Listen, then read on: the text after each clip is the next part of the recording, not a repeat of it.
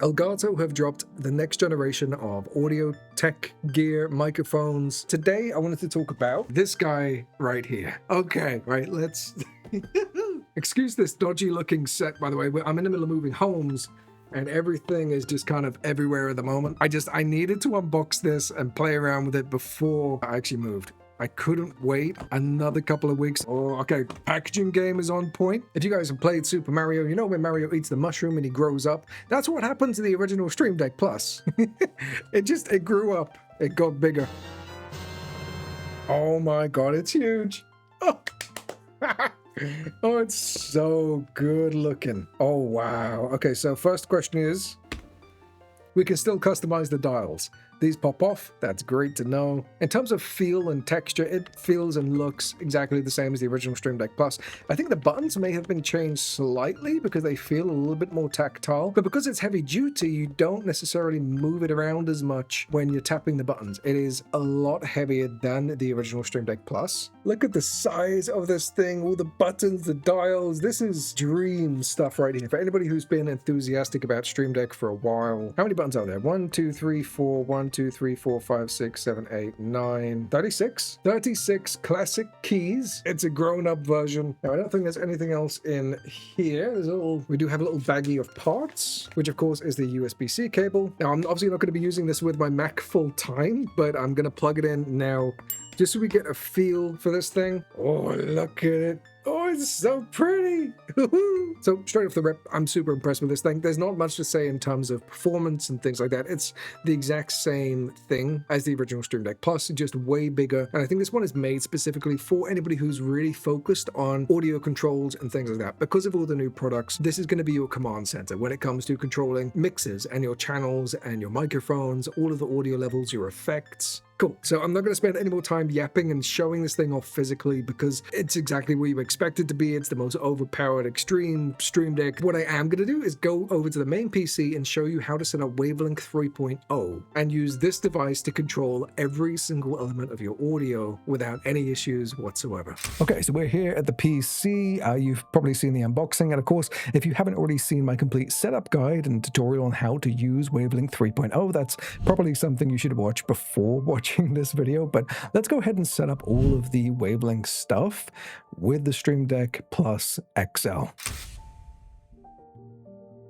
So for anybody who missed it, this is my wavelength setup. It's relatively simple, I think. We've got my microphone audio being sent to a microphone mix. We also have my headset microphone, if I wanted to switch to it, to be added over here. So one of the first things that I want to set up is a toggle to switch between this microphone and my headset mic, just in case I want to walk around. Then we have things like system audio, which is, Google Chrome and YouTube and whatever. We're going to want to set that up in a way to control the audio levels. We also have my capture card, which is the Elgato 4K-S. I'm going to want to be able to change the audio volume separately for me as a creator, being able to listen to the gameplay and also what people hear when they're watching a live stream. Voice chat, I'm going to want to be able to change that. And I also want to be able to add in voice focus as an effect so that I can make everybody else's microphones sound better when I'm on a chat with them. And of course we have music. We'll get into all that kind of stuff in a minute, but right now we need to figure out how to send all of this over to the Stream Deck Plus XL. There's a lot of buttons here, so we have a lot of room for improvement. And of course there's, I'm dying, my voice is breaking, damn it. There's a lot of room to play around and have fun. Another little thing I want to be able to do is I've got these effects right here on my microphone, a reverb, a Black Ops 6 voice modifier, a Pip-Boy thing. We're going to try and put all three of these as well as toggleable effects so that we can, in the middle of a stream, instantly just tap a button and be able to get, see, this is why we're doing it. We have to click on things. A really cool reverb effect without doing anything at all, just one tap. You get the idea. So blank canvas, let's go ahead and select dials, and we're going to go ahead and search for wavelength. And you can do this with buttons as well if you want to, but of course we have the Stream Deck Plus XL here, so we're going to be utilizing that. Grab the mix level, and we're going to throw that over here. So right now we have our personal mix at 100%, and we can change the increments if we want to. 5% should be more than enough, and we can see if we open this guy up right here, keep an eye on this window. as we adjust this, it's going to change the overall mix, which changes the complete output. So it's not just changing Chrome, it's not just changing Spotify or our capture card, it's changing everything that we're listening to. And we're just going to pop you back for the sake of aesthetics. Cool. Okay, so now let's go ahead and add another one of those mix levels, and we're going to change this one to Stream Mix. So now, again, on the fly, we can change the volume of absolutely everything that the stream is listening to. So that's these two pretty much done. And we're going to get into like some more complex stuff in a minute. We're just doing the basics right now, and we'll upgrade as we go along. Now, I want to add a way of changing the microphone volume. So to do that, we're just going to make another mix level. Drag that down here and select microphones. And again, we can change the microphone volume for both this microphone and all microphones. This may sound a little bit quiet to you, but we can change all of that at once. Now, of course, play around with this and tweak it to your own preferences. If you want to just change the gain, you can do that. If you want to change the individual channels, you can do that as well. But for me personally, I like doing things this way. I'm actually going to move the microphone one over here, and then I'm going to use these last three dials to be able to change individual sources. Now, I want to show you something because not everybody's going to have access to the Stream Deck Plus XL. A lot of people are only going to have access to 4 dials if you're using the Stream Deck Plus. So if you are, one thing you can use if you search for Stream Deck, you can use something called a dial stack, and you can drag it over, search for wavelength, and let's say you want to switch between your system audio, your 4K S capture card, whatever it is, you want to be able to change multiple things with a single dial. You can do that. Grab a couple of these channel levels and drag them over like so. Let's do 3 of those, and then we're going to adjust the system audio on one.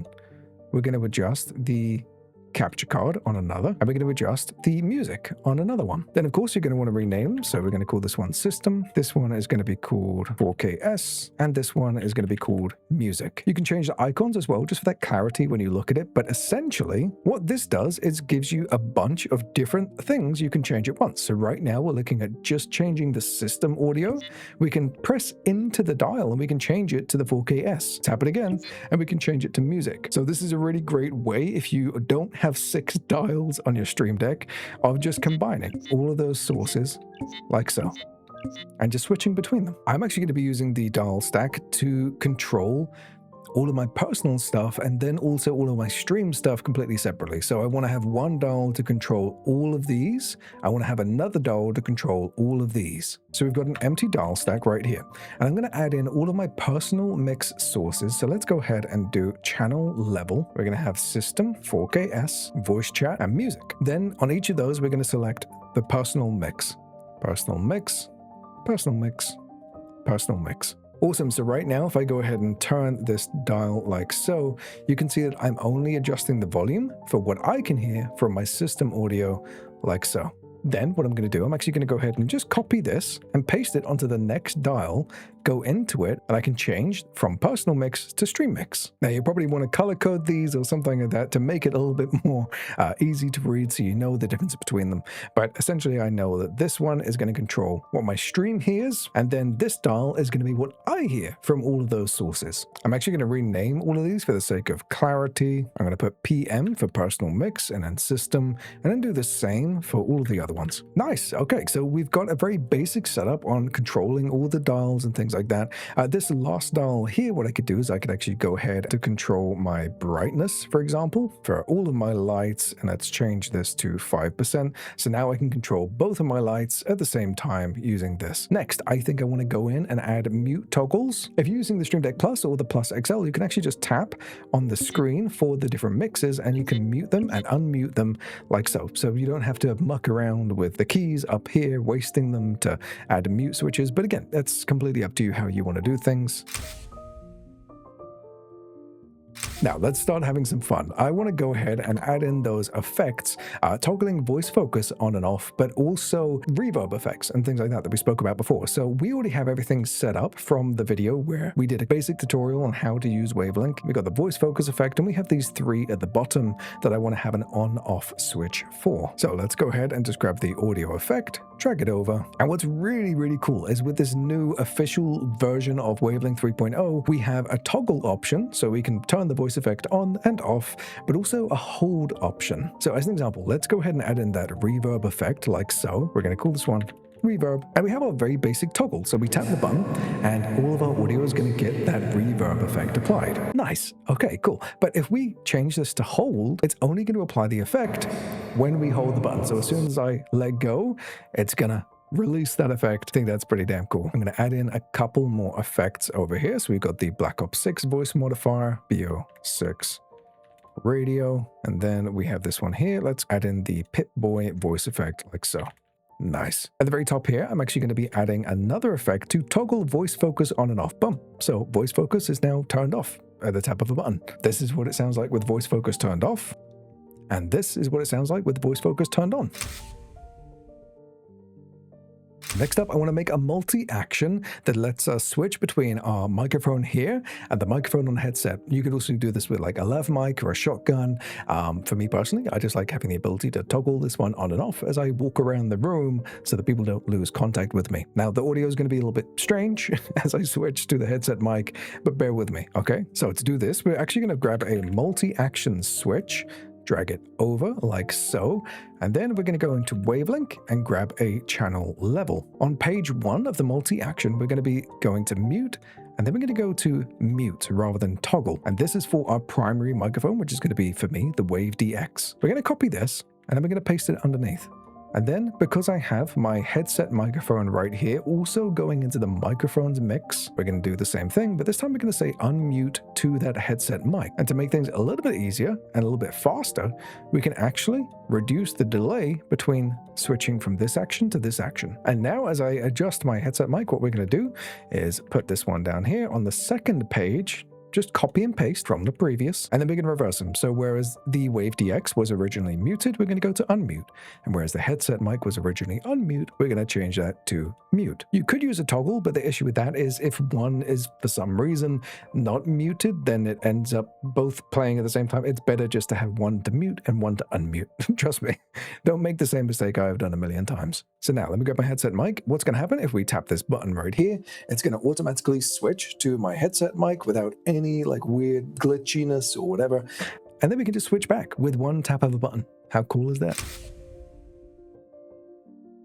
Something else I really want to do, and I mentioned this in my Wavelink video, but we can actually apply the voice focus effect, which gets rid of all the background noise and makes people's voices sound a little bit better, is we can actually apply those effects to other people on a Discord call and things like that. Let me show you how to do it. We're going to go up here and we're going to go and select Add Effect. Then we can go to Channel Audio Effect, grab that, drag it over, and select, where is it, Voice Chat, and then Elgato Voice Focus. And when we tap this button right here, it's going to enable voice focus for everybody else. Again, I don't know how well this is going to come across. We don't have anybody on Discord right now, but we can then turn it off as well. So again, the main reason I want to set this up is because I don't want 2 instances of voice focus running at all times. So if I can very quickly turn that on when it's needed and turn it off when it's not, makes life easier. You can also do really funny things where you can apply those funnier like reverb effects and chipmunk effects and things like that to other people to make them all sound like they're Alvin and a chipmunk.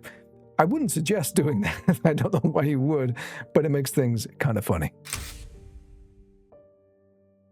I'm actually just going to move this one down because I forgot one essential thing that I should probably do, which is being able to toggle between listening through my headphones and then listening through my speakers. Now, there's probably an easy way of doing this than what I'm going to show you, but it's very similar to the way we did the microphone thing. We're going to go ahead and do a multi-action switch, drag that over. Then we're going to go to Output Control, drag that one over. We're going to select Headset, Mute, Set to Mute, copy that, paste it, turn the delay all the way down, like we did with the microphone, copy it, paste it, then we're going to select speakers, and we're going to unmute, copy that, go onto the second page, paste it, and then just reverse the muting sections. So mute becomes unmute, unmute becomes mute. And now if we go to personal mix, if we tap the button, what's going to happen is it's going to switch between headset microphone to speakers and then speakers to headset mic. If I actually move this one down one more, we can actually, let's say we want to, for some reason, have the audio coming through both simultaneously. This is more for people working in like a professional recording environment or something like that. We could just grab another output control and manually set it to speakers so that we can straight away turn that all the way up to 100%, regardless of what this one here says. We have that instant toggle. So maybe that's easier than having that switching mechanic, but I don't know. I like having a very simple one tap button for both. So that's pretty much it for the basics of using Stream Deck. One way you could make this a little bit more efficient is you could have your main personal mix control here, and then the other options and the dial stack be all of these. So you don't have like 4 dials being used up for these things. You could just have these 2 to control everything. But again, I like having everything just laid out. And if you've got 6 dials, I think it just makes sense to have things like that ready to go. A couple of other things you may want to go ahead and add in here, if this whole page is going to be for your audio stuff, is going to the Discord plugin and adding an option to push to talk, for instance, so that you're not constantly sending your audio through to other people. You can choose when that happens, but again, that's up to you if that's something you want to do. You can also add in things like soundboards. So if you play an audio track, a little meme sound effect or something like that, it's automatically going to be sent through your system audio, which you could route to your microphones, for instance, or just have a new channel called sound effects that is sent to the same channel as your microphones, like so that when you play a sound effect through the Stream Deck, it's going to be sent as microphone audio so that everybody can hear it. The same thing goes with music. You could do the same sort of thing here, routing that music from Stream Deck into wavelength through the sound effect channel into microphones. A little bit of complex setup, but it basically means that everybody you're talking to on Discord can hear those sound effects when they're played. Add in some music controls, like with the brand new Spotify plugin, being able to control your playback by dragging in various Spotify applications and things like that. We could also go ahead and do something really cool, which is what I like to do. I've got an application called Sound Deck, a plugin rather, and the reason I like using this is because I like capturing my recordings with all my fancy audio with voice effects and everything else, but it's also nice to have a backup of just the raw audio in case something goes wrong. So with Sound Deck, what happens is you can actually go ahead and add this record audio button, press the record button on OBS, and I would then simultaneously, and you can do this with a multi-action switch as well. So now you have OBS capturing all your fancy audio, your visuals, you recording your video, etc., but then just raw audio. So in the event that something is going wrong, you have that backup just in case you want to instantly switch it. Then of course, from this point, you could go ahead and add in all of your OBS things over here. We've got replay buffers, we've got the ability to pause recordings, we could change scenes. But for now, I'm going to wrap this video up here. Thank you once again to Elgato for sending me out the Stream Deck Plus XL and some of the other audio stuff. We're going to be talking about the Mark II versions of all of Elgato's microphones, the Wave 3, the XLR dock, and some of the more fun stuff at some point in the next couple of weeks. But I think for now, rather than just making the video even longer for the sake of retention, I'm going to wrap this one up here. And if you have any questions, leave them down below. I try to reply to every single comment I get on this channel, although it is becoming a little bit harder as time goes on. I love you faces, you're amazing, beautiful, and I'll catch you in the next one.